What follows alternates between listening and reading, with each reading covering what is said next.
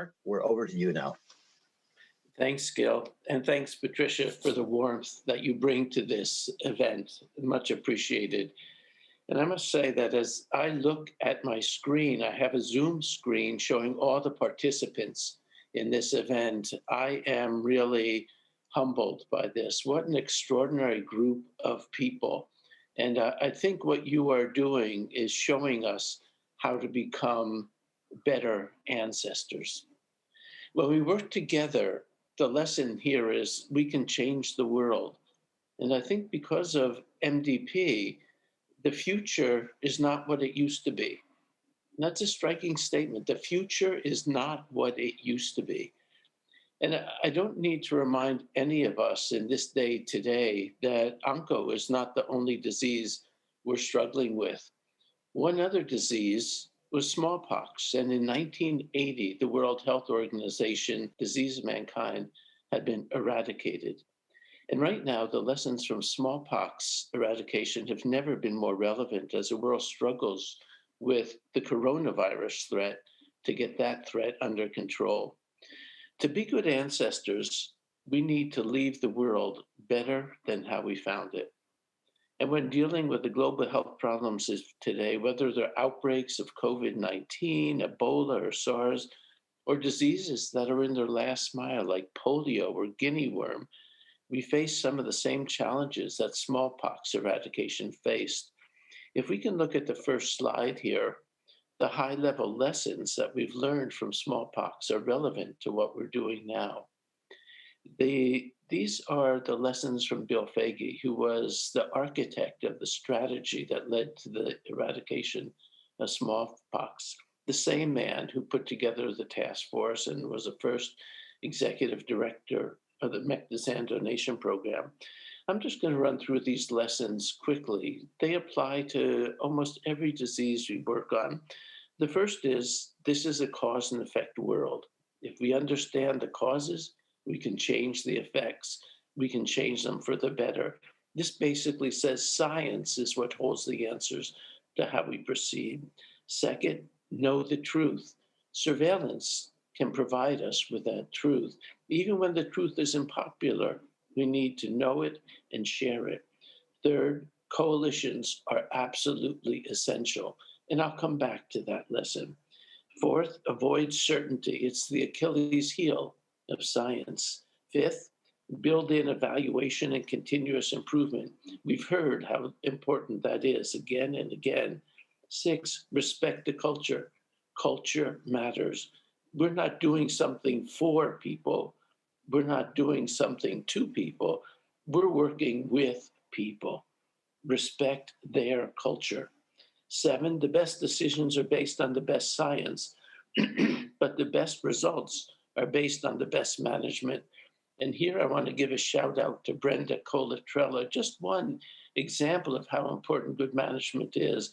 Usually when a CEO starts a program, his or her successors want to start their own programs. It would have been so easy to let go of what Roy Vagelos had started, but Brenda hung in there. And Brenda, who I see smiling, made sure that each successive CEO of Merck kept this program in their forefront and kept it going. This is an unheralded hero of global health. 8, the best solutions move us closer to global health equity. If we can do something that benefits everyone equally, we follow the golden rule, do unto others as we would like it done unto us, we are so much better off. And 9, with political will, anything is possible. Without it, nothing is. Sometimes we in global health say, if only we didn't have to deal with politics. Well, global health works through politics. It's inherently political. And Bill Foege has pointed out, it's not that politicians are the problem. The problem is bad politicians. Let me come back to lesson 3. Coalitions are essential. And let's focus on the Mectizan coalition, because this is a coalition that has changed history.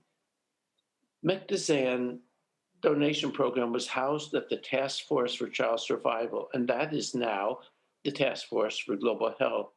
And as we've heard, it's a really good example of a coalition because of two unique characteristics.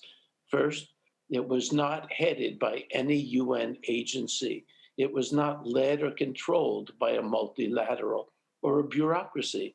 And second, a corporation, a private corporation, made this coalition work. Merck provided the science, the product, and the inspiration. The task force provided a mechanism. WHO provided technical expertise, and the World Bank developed a program to provide funds for distribution. President Carter and the Carter Center provided a major surge as he personally enlisted the interest and the heads of state for Africa. As you heard, there were dozens of non-governmental organizations involved, and ministries of health were involved. So the coalition was really driven by a corporation, an ex-president, and an NGO that brought them all together and provided a power that had been previously unknown in global health. The next slide. What will ultimately make elimination possible is the ability to continue to bring multiple stakeholders together. In effect, the ability to form a coalition.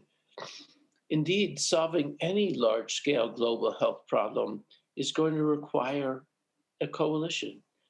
These global health problems are too big for any one person, for any one organization, even for your bureaucratic organization to do it by itself. At the task force, we studied and put together the lessons of successful coalitions, and we put them together in a task force book called Real Collaboration. Here's what effective coalitions require. First, a clear, overriding, and shared common goal. The most important thing. Without that, we can't keep a coalition together. And when times get tough, that's what will keep it together. Second, a strategy for achieving that goal. Third, a structure for the coalition. It doesn't have to be a large, formal, organizational chart structure, but it needs a structure. It needs some organization. Fourth, defined membership. Who's going to be part of it? And the membership needs to be not all similar, but it needs to be complementary. We need organizations and people that bring different sets of skills together. And fifth, it needs effective management of both meetings and programs and people. Meetings, programs, and people all need to be managed well across the whole journey, following the roadmap until we reach the final mile. And in terms of management, we learned some lessons about this. One is shed the light on our partners and not on ourselves. There's enough credit to go around. Credit is infinitely divisible. Share it, don't grab it. Second, social capital is really important. The relationships among people are really important. The people in coalitions, the people we're talking about are just people. You know how complicated we are. We're like you, we are you. Without these five elements, the goal, the strategy, the structure, the membership, and the management, without those, coalitions fail. Most coalitions fail to achieve their objectives. I like to say that a coalition is like a marriage. It's very easy to get into it, but it's very hard to make it work. I used to argue with people who told me, no, my marriage is not hard. I don't struggle. We never fight. And I used to argue with them like a fool. I'd argue until I realized that some people, when they say that, just lie. It's hard. Coalitions are messy. They're big. They're complicated. And there are obstacles at every level. The next slide shows some of these obstacles. A colleague, Jim Austin, a professor emeritus from the Harvard Business School, went through these 7 C's, he calls them. We have different cultures. We have conflicting goals. We're confused about what the very goals are. People struggle for control. We have different capabilities.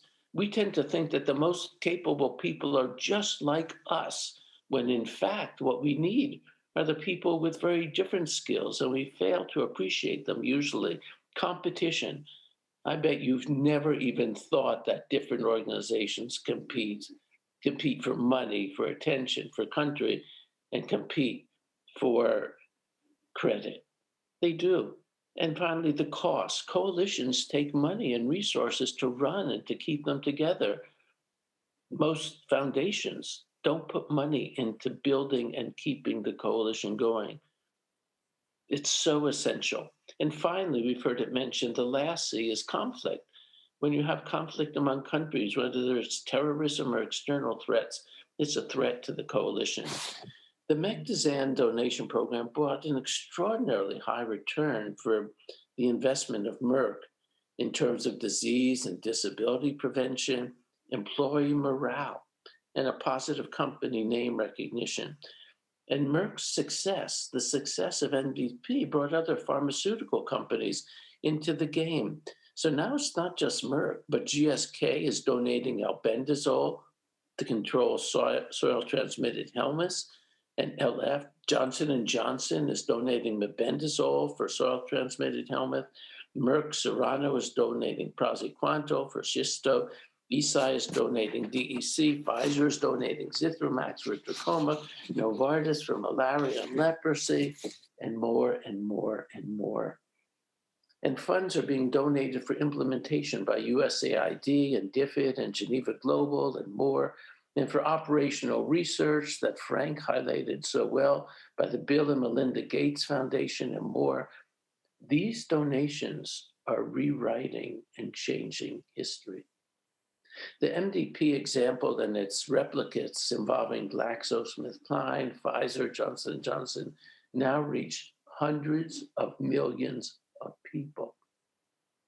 It's hard to conceive of what millions mean. It's harder to conceive of what hundreds of millions mean, but it means the world has been changed. These are people who were at risk for NTD, and we're making a difference for them and for other major global health problems. Some people may think it's politically incorrect to thank a pharmaceutical company, but in this case, saying thanks is insufficient. From millions who've been spared the loss of sight and even more spared the burden of itching, there's no adequate way to thank Merck. There's no adequate way to thank all of you who have contributed to this. And those of us privileged to work in a program like this that has provided such joy, we're grateful. The last slide, Merck and their partners, all of you have rewritten history. Those of you who have touched this program, who have worked on it, and for it, you will be better ancestors. And I know that for me, knowing that I'm part of a group that is becoming better ancestors, well, that takes away some of the sting of this coronavirus pandemic. I hope you all can feel this way. The future is no longer what it used to be. Thanks to you all.